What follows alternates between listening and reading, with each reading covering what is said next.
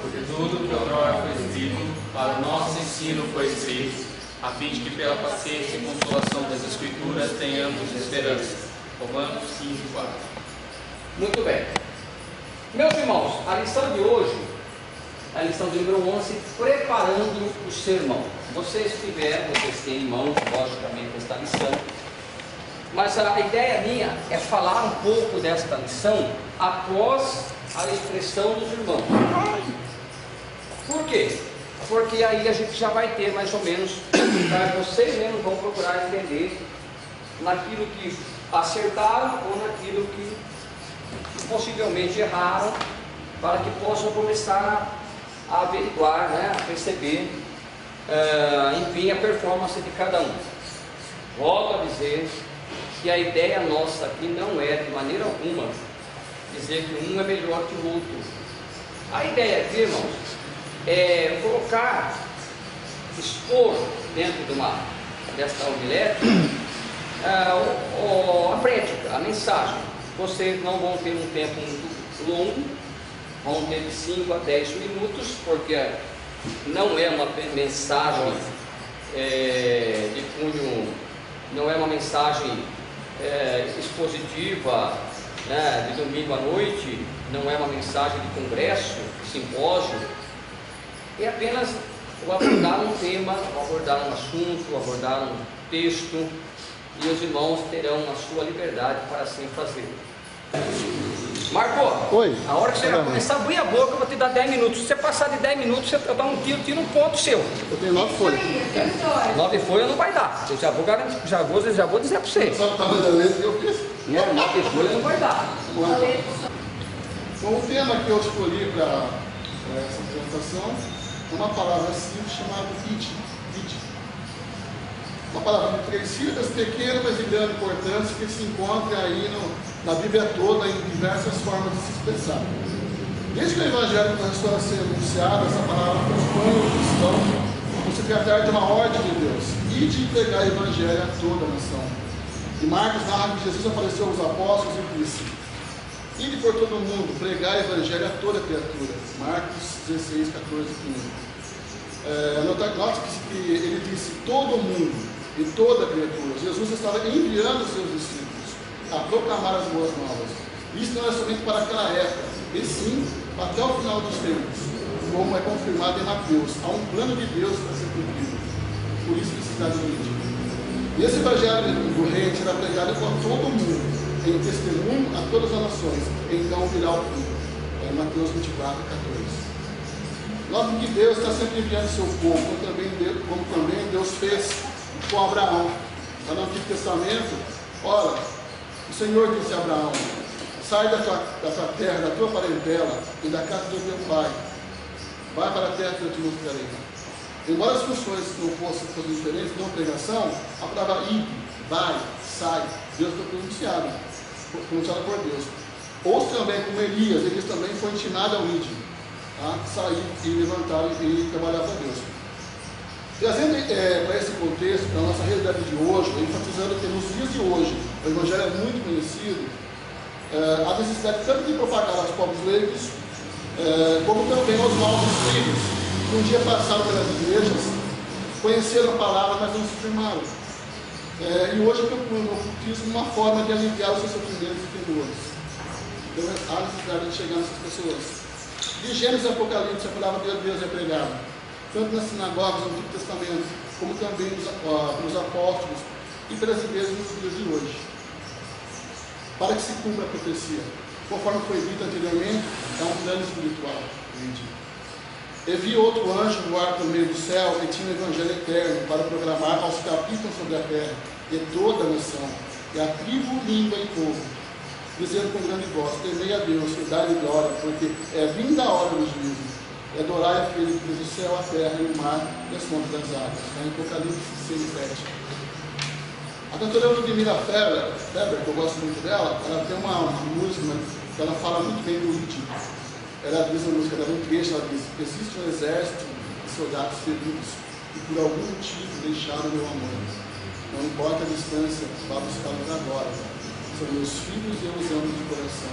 Vocês conhecem essa música, muito linda. Finalizando, o apóstolo Paulo diz em sua carta aos Romanos: como, pois, invocarão aqueles que não creram? Como, pois, creram naqueles que não ouviram? E como ouviram, se não há quem pregue? E como pregarão, se não forem enviados? Isso está aqui.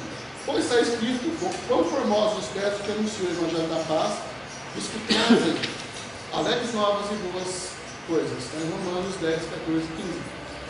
Quando os apóstolos voltavam das viagens, Deus nos enviava, eles iam ter com Jesus e ele contava o que presenciavam. Está em Mateus 8, 27 e 30. Essa frase separa claramente os da igreja e os desigrejados. Voltavam. Eu entendi que porque menciona o retorno da casa ao porto seguro, de onde foram enviados, diz o porto seguro. Aqui a palavra enviados pode se associar à função da igreja. Como Jesus enviou seus discípulos, cabe a nós sermos enviados. Saímos da zona de conforto. E de pregar o evangelho a toda criatura. Não podemos ficar pregando o evangelho sempre para as mesmas pessoas, e sim para todas as pessoas. E temos que cumprir o plano de Deus que acaba em Apocalipse. Como mencionei no começo. Há uma controvérsia quando Jesus diz: venha a mim todos que estiverem cansados, e eu os aliviarei. Aliviarei sim do cansado da jornada que eu os enviei. Jesus dá o descanso necessário. A igreja deve ser um porto seguro. As portas são para barcos ancorarem e partirem. Senão não haveria necessidade do ide. Jesus disse: ide pregar e não fique pregue. Independente da função que temos na igreja, ou cargos, ou cargos, esse mandamento é uma ordem para todos que se denominam cristãos. Aí perguntamos: se estamos salvos, por que temos que cumprir essa ordem? Apocalipse responde isso também. Eis que venho cedo, e o meu galardão está comigo, para dar a cada um segundo a sua obra. Então, ide é para isso. Apocalipse 22, 12 fala nisso. Mateus também esclarece: vós sois a luz do mundo. Não se pode esconder uma cidade edificada sobre o monte. Não se acende uma candeia e se coloca debaixo do alqueire, mas no velador, que dá luz a todos que estão na casa. Está em Mateus 5, 14 e 15. Finalizando, mais um envio agora vindo do céu da parte de Deus. É apenas uma ilustração, é entrada no contexto. Mas eu gostaria de se colocar: eu, Jesus, enviei meu anjo para vocês essas coisas nas igrejas. Eu sou a raiz da geração de Davi, a resplandecer de estrela de luz. Apocalipse 22, 16. Concluindo, fechando, a luz tem que vir e iluminando as trevas. Então, Marcos 12, 22, 11, 17. Essa é a marca. Tá bom. Muito bem. 9 páginas. Bom.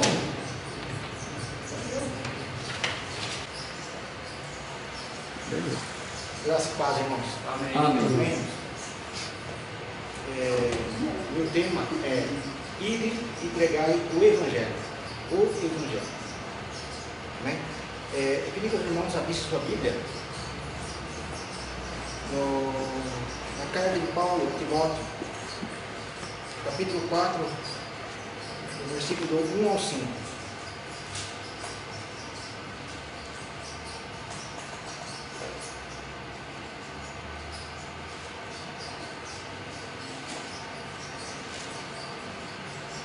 Segundo Timóteo, capítulo 4, do 1 ao 5. Amém, irmãos? Amém. Vamos lá. Conjuro-te perante Deus e Cristo Jesus, que há de julgar os vivos e os mortos, pela sua manifestação e pelo seu reino. Prega a palavra está, quer seja oportuno ou não. Corrija, repreenda, exorta em toda a verdade e doutrina. Pois haverá tempo em que não suportarão a sã doutrina, pelo contrário, cercar-se-ão de mestres segundo as suas próprias cobiças, como que sentindo coceira nos ouvidos, e se recusarão a dar ouvidos à verdade, entregando-se a fábulas. Tu, porém, sê sóbrio em todas as coisas, suporta as aflições, faz o trabalho do evangelista, cumpre cabalmente o teu ministério. Amém, irmãos? Eu escolhi essa passagem, irmãos, porque eu escolhi o público também que ia pregar.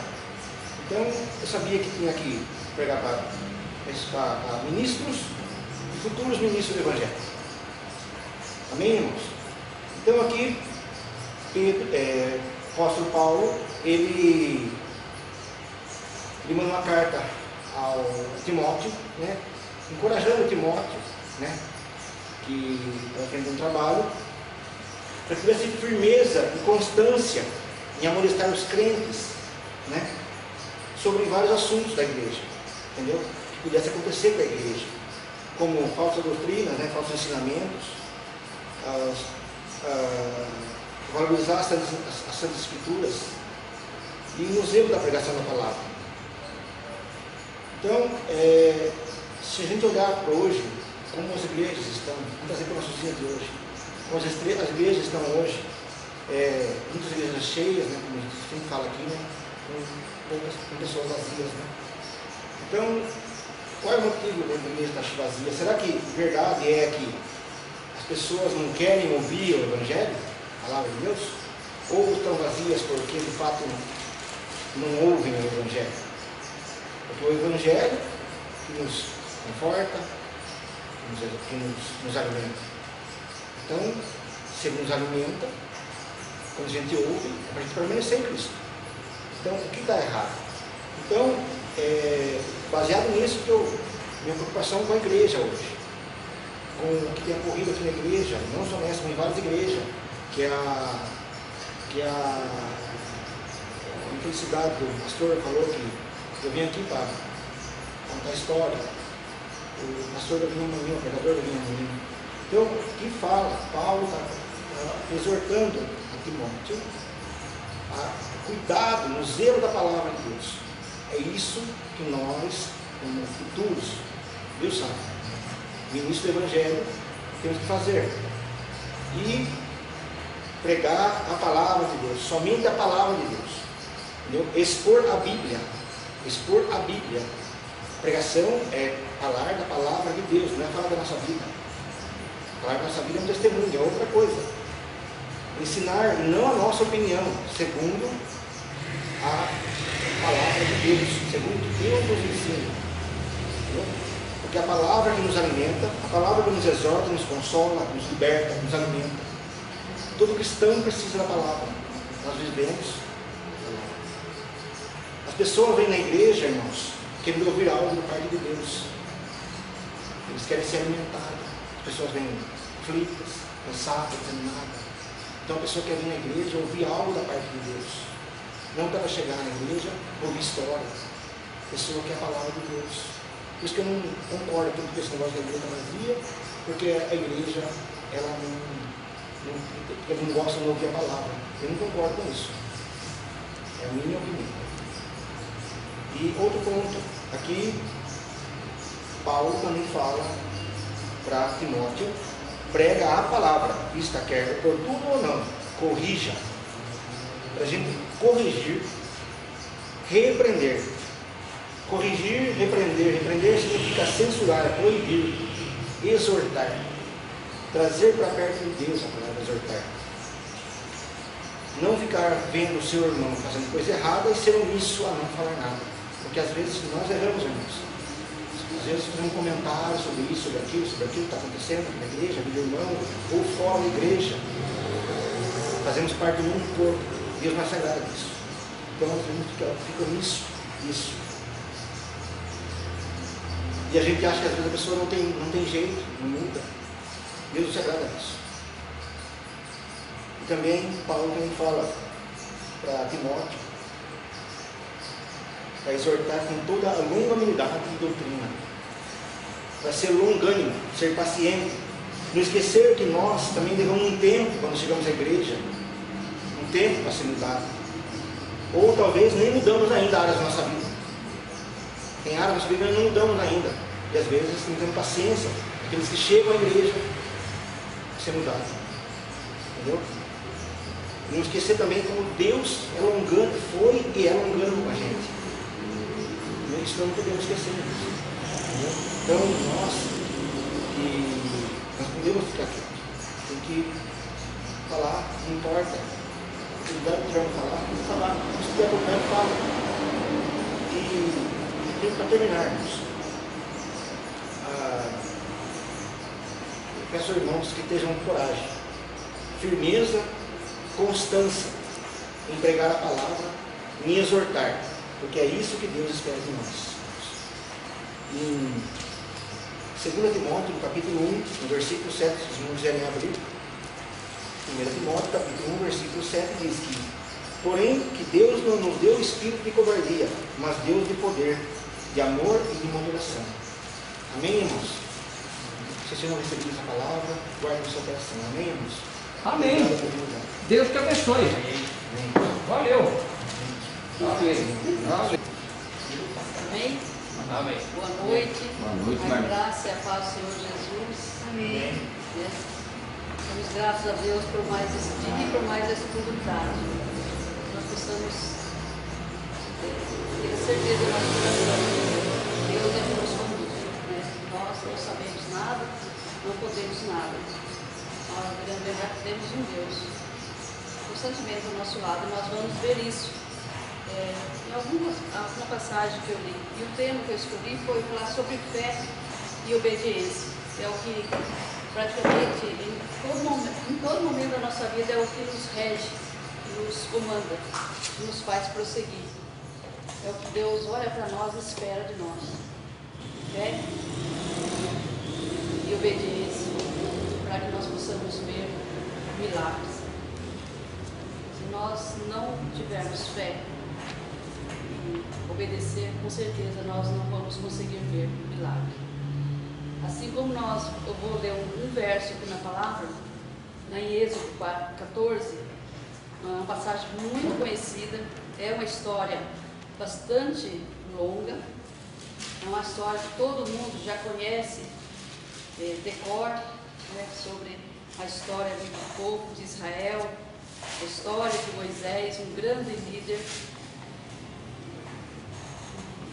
que viveram momentos inesquecíveis, que viveram a fé, que obedeceram, que viram grandes milagres, mas também passaram por momentos difíceis de enfrentar. Mas tem um verso aqui que eu trago para mim, onde o Senhor disse, o Senhor, onde nessa passagem está dizendo, o Senhor pelejará por vós e vos calareis. Que referência é? Êxodo 14, verso 14. A 14, você falou 4. 4, 14? 14 e 14. Isso. O Senhor pelejará por vós e vos calareis. Nós acompanhamos a história de Moisés, esse grande líder, homem que ouvia a voz de Deus, homem que era direcionado por esse Deus e tinha com ele um grande povo que era direcionado por ele também, segundo ele sendo direcionado por Deus. Era um homem que falava com Deus diretamente e ele conduzia esse povo direcionado por esse Deus. Por esse Deus que não mudou. Agora eu parei para pensar, diante de tantas ordens que Deus deu para Moisés, passar para o povo, seguir. Quantos momentos difíceis esse povo enfrentou, quantos momentos difíceis esse líder enfrentou. Quantas coisas Deus mandou Moisés transmitir para o povo. Se esse povo não tivesse fé, se esse povo não obedecesse, com certeza eles não teriam visto nenhum milagre. E quando eles estavam prestes a ver um dos maiores milagres, que era quando eles saíram do Egito, ordem dada por Deus, Deus guiando o povo pelo caminho, eles vendo o milagre durante aquela caminhada, Moisés seguindo a direção de Deus e chegando até o mar, o povo começou a reclamar com Moisés. Mesmo eles passando o que eles passaram diante de tantas circunstâncias, de tantas coisas boas que eles viveram, momentos difíceis, mas ao mesmo tempo vendo milagres e mais milagres acontecendo, e quando chegou ali a ponto de o maior milagre estava diante deles, eles estavam reclamando. Onde Moisés clama ao Senhor novamente. E Deus mais uma vez fala com ele. Moisés, porém disse ao povo, aqui, vamos ler aqui no verso 13, aonde Moisés fala com o povo. Se Moisés não tivesse fé, se Moisés realmente fosse um homem que naquele momento resolvesse desistir do povo, desistir de ouvir a voz de Deus, desistisse de obedecer a voz de Deus, pegasse a sua fé ali, com certeza eles morreriam ali, a história de Israel talvez morresse ali também. Mas Moisés, ele ouviu e foi corajoso em dizer para o povo, mesmo que ele não estivesse vendo nada acontecendo ainda, ele foi corajoso a ponto de dizer para o povo. Moisés, porém, disse ao povo, não temais, estai quieto e vede o livramento do Senhor que hoje vos fará. Porque os egípcios que hoje viste, nunca mais vereis para sempre. O Senhor pelejará por vós e vos salvareis. Hoje, não temos um líder, um grande líder que Deus esteja ali direcionando ele pessoalmente, falando aos seus ouvidos, falando ao seu coração, e esse líder seguindo e conduzindo o povo. Olha, Deus mandou fazer isso, vamos e faça, vamos fazer, vamos em frente, não desista, vai haver um grande milagre. Moisés conduzia aquele povo, e se Moisés desistisse, ali seria o fim.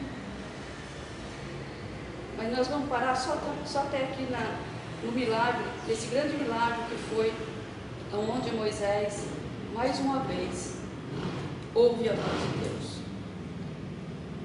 dizendo: então disse o Senhor a Moisés, porque clamas a mim, diz ao povo, aos filhos de Israel, que marche. E esta mesma ordem, o nosso Deus, Ele continua dando para os líderes de hoje através da palavra. Infelizmente, nós vemos o povo, aquele que está sendo conduzido pela palavra, por Deus. Nós vemos muitos líderes desistindo, deixando o povo morrer, sem história.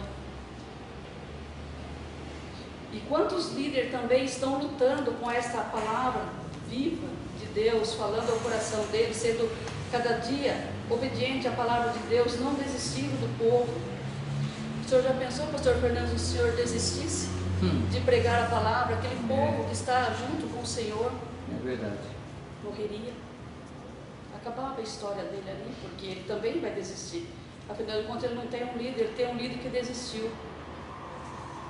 Já pensou se o nosso pastor, aqui temos uma comunidade com poucas pessoas que estão junto com o pastor, e se o pastor desistir da palavra, não acreditar mais, não ter mais fé, não obedecer mais, não ouvir mais a voz de Deus para conduzir este povo, nós também vamos. Se nós olharmos para a nossa vida hoje, cada um olhar para os seus problemas e negar a sua fé, negar a palavra de Deus que nós aprendemos, que nós cremos, nós também vamos morrer. Porque a palavra de Deus, ela é viva, ela é eficaz, ela tem todo o poder para mudar uma circunstância, mesmo que os nossos olhos humanos, eles não consigam enxergar. A palavra de Deus, ela traz viva para nós a esperança, a fé de prosseguirmos direcionado pela palavra, que é a boca de Deus, falando com cada um de nós. Talvez você diga, mas eu nem preciso de um líder, eu também consigo ler a palavra e entender o que Deus tem para mim. Nós precisamos de ouvir um líder, nós precisamos ser orientados, assim como nós temos o pastor, assim como nós temos o professor, para que nós possamos, essa fé, ela não venha morrer diante de nós. Cada um de nós precisamos de um milagre em nossa vida particular, em nossa vida pessoal, na nossa família. E se nós negarmos a nossa fé? E se nós duvidarmos da palavra de Deus? E se nós desistirmos agora? Talvez, Marco, você está à beira de um grande milagre, falta muito pouco. Se você desistir, você não vai ver esse milagre. por isso não desista. Porque a palavra de Deus, ela diz que o justo viverá pela fé. E se ele recuar, Deus não tem prazer. E se você, Cláudio, esperando um grande milagre, desistir agora, a chance sua de ver o milagre acontecendo, morreu. Não sei qual o seu milagre que você precisa, irmão Leandro, mas Deus tem um milagre e Ele sabe o que você precisa. E se você desistir? E se você negar a sua fé? E se você recuar agora? Você não vai ver milagre. Você perde, com certeza você espera um milagre também. Não sei qual área. Se você recuar agora, não vai ver milagre. Pastor Fernando, com certeza, também precisa de um milagre. Na família, não sei qual área, não sei, só Deus conhece. O nosso aquilo que nós talvez não tenhamos coragem de falar, Deus, eu preciso de um milagre nessa área, só o Senhor sabe. E se eu desistir de buscar por esse milagre? Se eu recuar agora e falar, meu Deus não realizou, faz muitos anos que eu espero por um milagre, não aconteceu ainda. E se eu desistir agora? Eu não vou ver nunca esse milagre, eu vou morrer sem milagre, vou morrer ainda desagradando a Deus, perdendo o maior milagre, o maior bênção que nós já temos, que é a salvação, porque nós estamos negando um Deus de milagre. Eu preciso de um milagre. E se eu desistir agora? A chance, não vou ver, não tem chance nenhuma daqui a alguns anos ver esse milagre. Por mais difícil que esteja, que eu possa levantar os meus olhos a cada manhã e ter a certeza que o maior milagre já aconteceu quando eu acordei. E esse milagre que eu espero na minha vida pessoal, talvez na família, talvez no trabalho, conflito e coisas que a gente fala, Deus, isso é só um milagre. Assim como aquele povo chegou naquele momento crucial ali, se eles não tinham saída nem para a direita, nem para a esquerda, ir para frente, estava o mar, voltar para trás, era a morte na certa. E se eles desistissem, morreriam sem ver milagres e mais milagres que eles viram depois. Não teria história. Ficava uma história pela metade. Um povo que sofreu, um povo que enfrentou grandes momentos difíceis e acabou sem história. Uma história pela metade. Se nós pararmos aqui, agora, nós vamos ficar sem história. Uma história sem fim. Então só fica a palavra de Deus para cada um de nós. O nosso Deus, Ele está cada dia pelejando por nós. Que nós possamos permanecer no caminho do milagre, com fé e obediência. Porque o nosso Deus, Ele não mudou. Ele diz na palavra dele lá em Malaquias 6, eu, Senhor, não mudo. Eu sou o mesmo ontem, sou hoje, serei eternamente. Antes que houvesse dia, eu sou.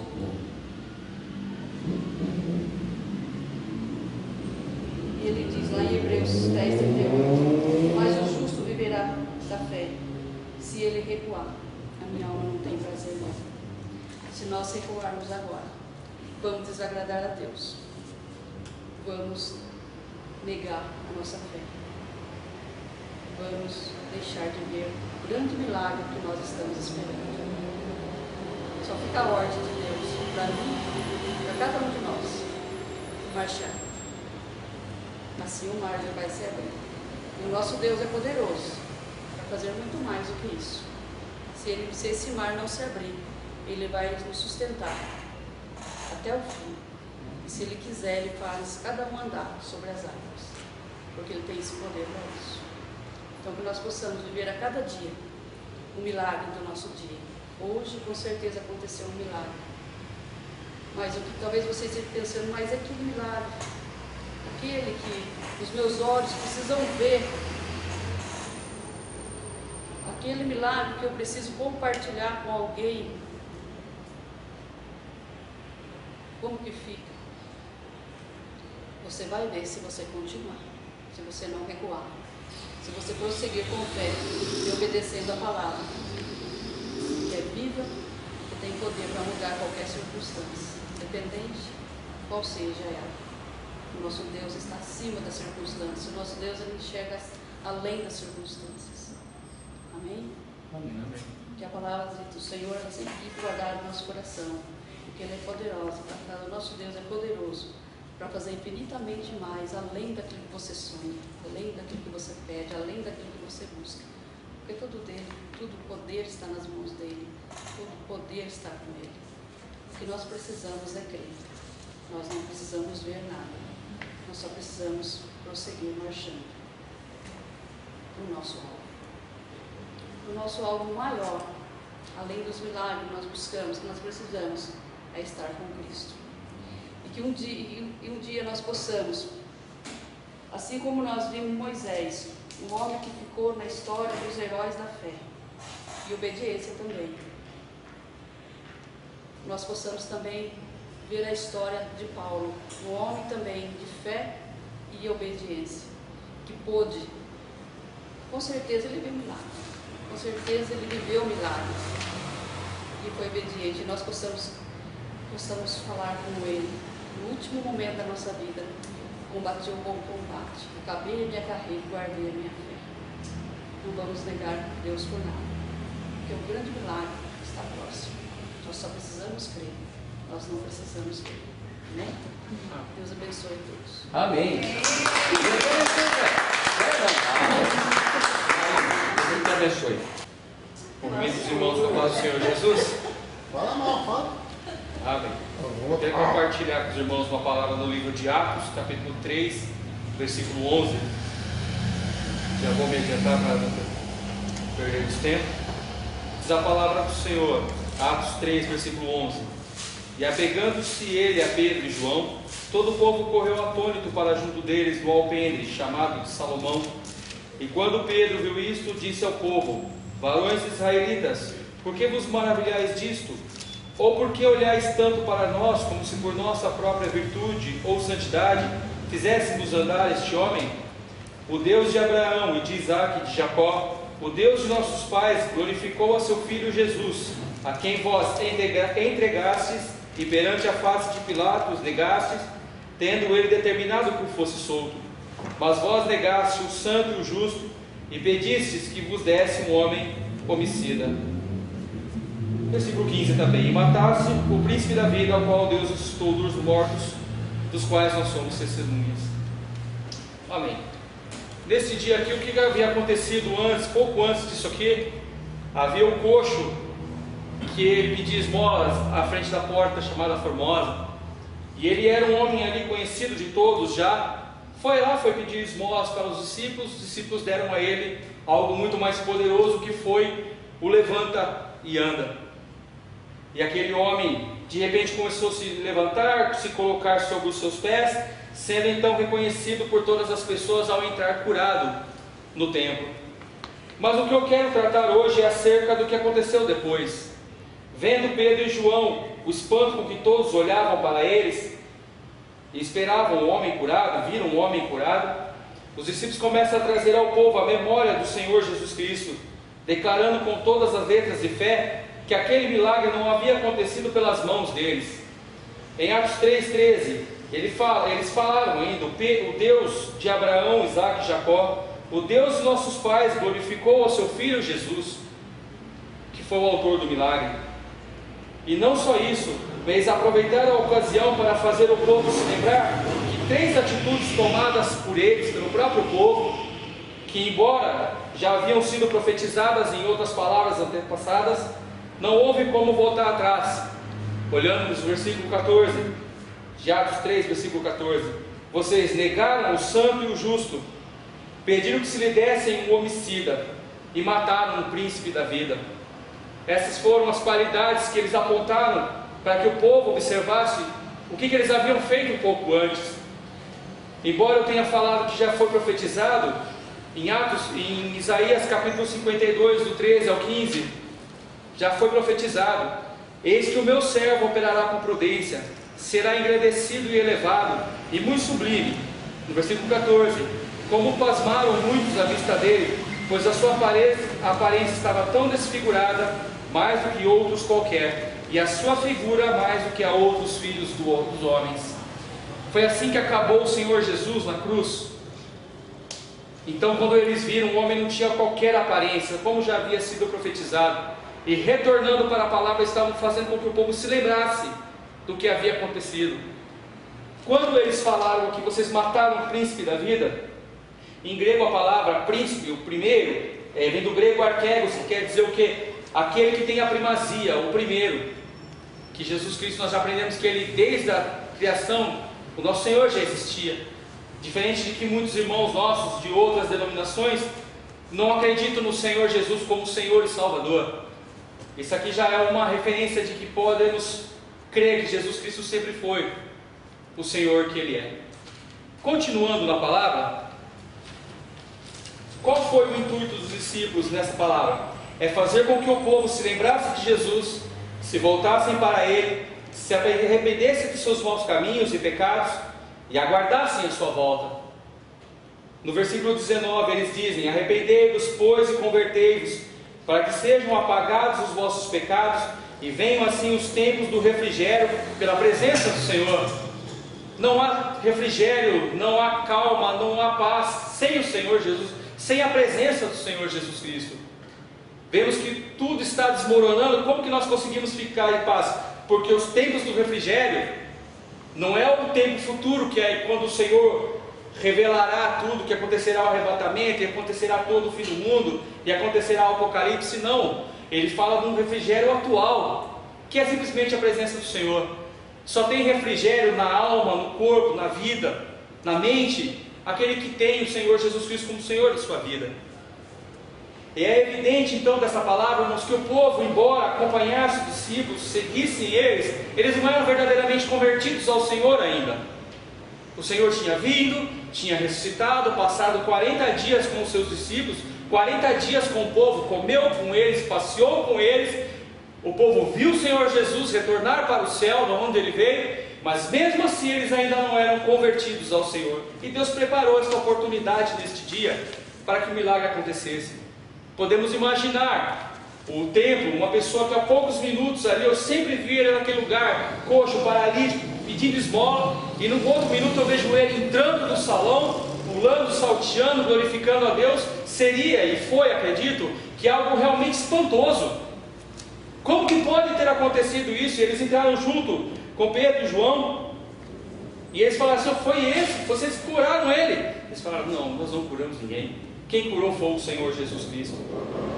A conclusão que temos é que os discípulos, levados agora pela recente ação poderosa do Espírito Santo, que eles receberam em Atos, no capítulo 2, do 1 ao versículo 13, eles tinham acabado de ter recebido a ação do Espírito Santo, de serem batizados pelo Espírito Santo. Então, como que eles estavam? Eles estavam naquele fogo, irmãos, estavam naquele poder, que realmente nada tiraria a fé deles, e eles seriam capazes de fazer qualquer coisa pelo nome do Senhor Jesus Cristo. Seria uma lição para nós hoje, irmãos, que nós também temos que fazer. Temos o mesmo poder, temos o mesmo Senhor. O Senhor que operou para eles, opera para nós. O Senhor que esteve com eles, está conosco. E eles dizem: embora poderosamente declarando a palavra de crença na fé no único Senhor e Salvador Jesus Cristo, o qual, mesmo depois de morto e recebido no céu, Ele continua a fazer os seus milagres. Como podemos olhar ao nosso redor, sempre tem alguém recebendo o seu milagre e conquistando aquilo que está esperando do Senhor. Então, temos o homem, o ex-paralítico, e temos agora, vamos dizer, a exortação ao povo. Foi Deus, foi Jesus que operou o milagre. E lembrei de uma outra referência em Oséias capítulo 12, versículo 10, Oséias 12, versículo 6, que diz: tu, pois, converte ao teu Deus, guarda a beneficência e o juízo, e em teu Deus espera sempre. Essa é a conclusão da palavra, que negar essa mensagem é negar a soberania de Cristo novamente. É o que nós temos para hoje, irmãos. Cremos no Senhor Jesus Cristo. O tema que eu dou essa palavra é simplesmente a glorificação do Senhor Jesus Cristo. Somente isso. Olha, Ele esteve conosco e está conosco agora. Ele veio, voltou ao céu, mas está conosco da mesma forma. A palavra que a irmã Marina deu há poucos instantes sobre o milagre é oportuna, porque se nós abandonarmos a carreira, o caminho é mais longo para voltar do que para chegar onde nós queremos, porque está próximo. Pense um pouquinho na carreira de cada um, voltar para trás é muito mais longo do que onde nós vamos chegar. Então Deus espera sempre, é o que essa palavra falou no meu coração. E se fosse para classificar, o nosso pastor pode avaliar, eu classificaria como uma palavra doutrinária devocional, talvez. Ele está falando, olha, é o Senhor, e vamos nos converter, vamos manter a fé nele, em nome de Jesus Cristo. Essa é a palavra que eu preparei, e eu agradeço a oportunidade. Você tem mais ou menos, você leu Atos 3, 11, é isso? 3, Atos 3, tá. Atos 3 do 11 ao 14, tá. E fiz poucas referências anteriormente. Tá. E qual foi o tema? O tema foi a glorificação de Jesus Cristo. Tá. Então, cada um que estuda a palavra aqui tem os seus perfis diferentes, logicamente, tem os seus estilos, o peculiar de cada um, né?